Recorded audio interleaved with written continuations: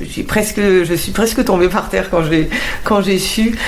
C'était quelque chose de vraiment extraordinaire, une joie immense et une très très belle surprise. La flamme olympique passe par Noisy-le-Grand le 25 juillet.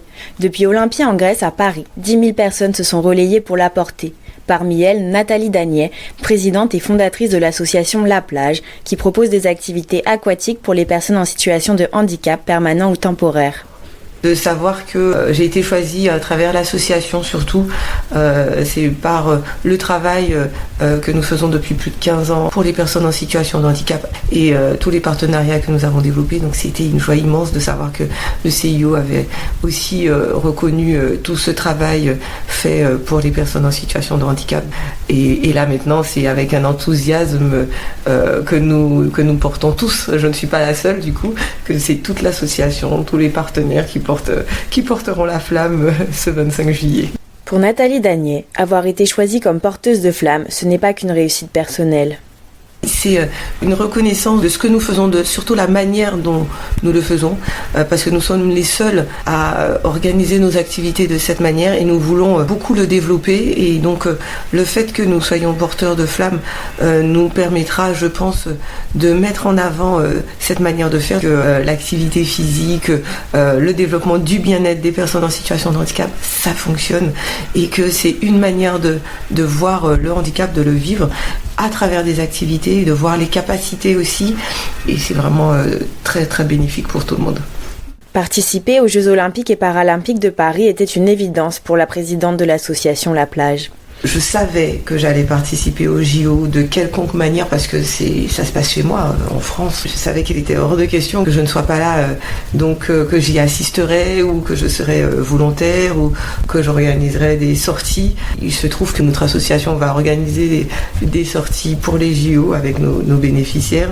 Il se trouve donc qu'on va assister à des épreuves paralympiques et des épreuves olympiques et je ne pensais pas du tout que j'aurais participé encore d'une autre manière et c'est la cerise sur le beau gâteau que nous avons construit depuis plus de 15 ans. Nathalie Dagnet nous explique ce qui l'a poussée à fonder cette association. Moi je suis stapsienne, donc le sport et moi c'est une grande aventure. Donc je fais du sport depuis que je suis toute petite. Donc j'habite à Noisy depuis plus de 15 ans, mais je suis née en Guadeloupe. Donc l'eau c'est mon élément depuis que j'ai 3 ans. Donc concilier l'activité sportive, l'eau c'était une évidence pour moi depuis très très jeune et la volonté de le faire pour les personnes en situation de handicap est venue après quand je faisais mes études et depuis que j'ai eu ce désir, il n'est jamais parti. C'est lors d'une formation pour un diplôme universitaire européen en activité physique adaptée en Espagne et en Italie que la fondatrice a découvert des pratiques de prise en charge différentes et s'est dit qu'elle les importerait en France. Il y a un jour où je travaillais à la Fédération française du sport adapté, j'ai été dans un salon de l'emploi responsable et j'ai rencontré un incubateur social. Je leur ai parlé de juste une idée que j'avais, de prendre soin des personnes en situation de handicap à travers l'activité aquatique pour leur permettre de sortir d'un processus médical dans lequel ils sont trop souvent, mais tout en ayant une structure qui était très sécuritaire pour eux. Et ils m'ont dit, c'est une belle idée, postulez, venez dans l'incubateur, on verra si c'est une idée fiable ou pas. Je vous avoue, je n'ai pas postulé tout de suite.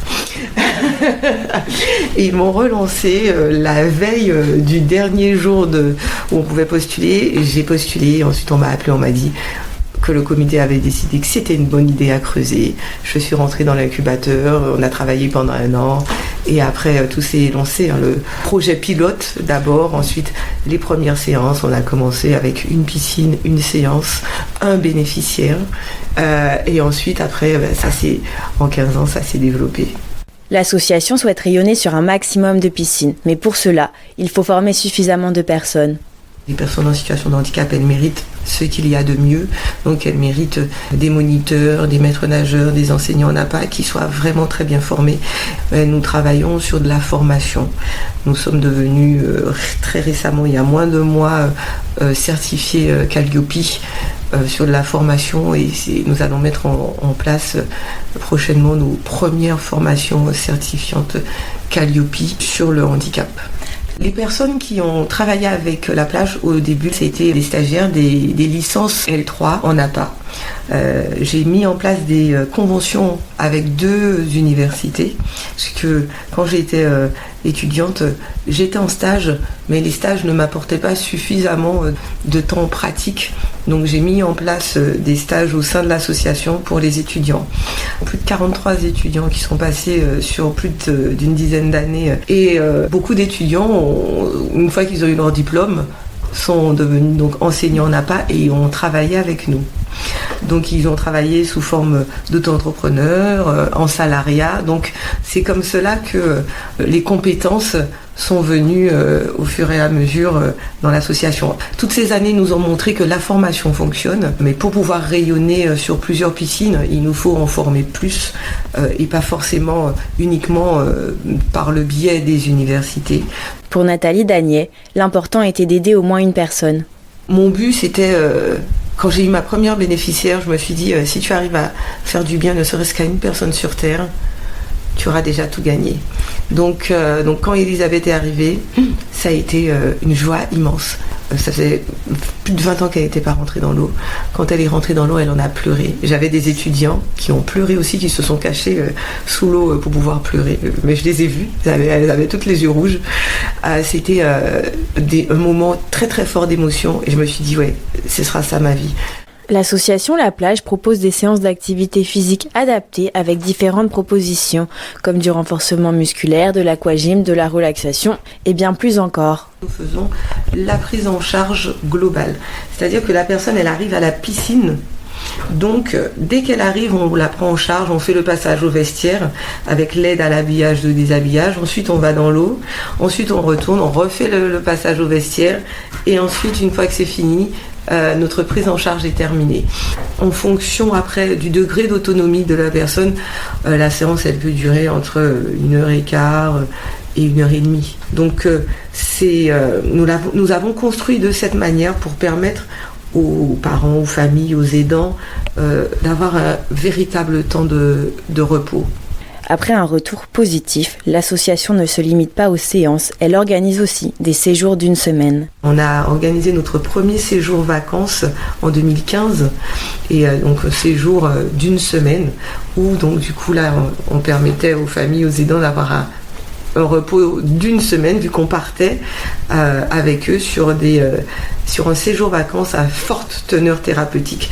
Les 5 premiers séjours que nous avons faits, c'était un séjour à Latus et le matin on faisait de l'équithérapie et l'après-midi des activités aquatiques en balnéothérapie.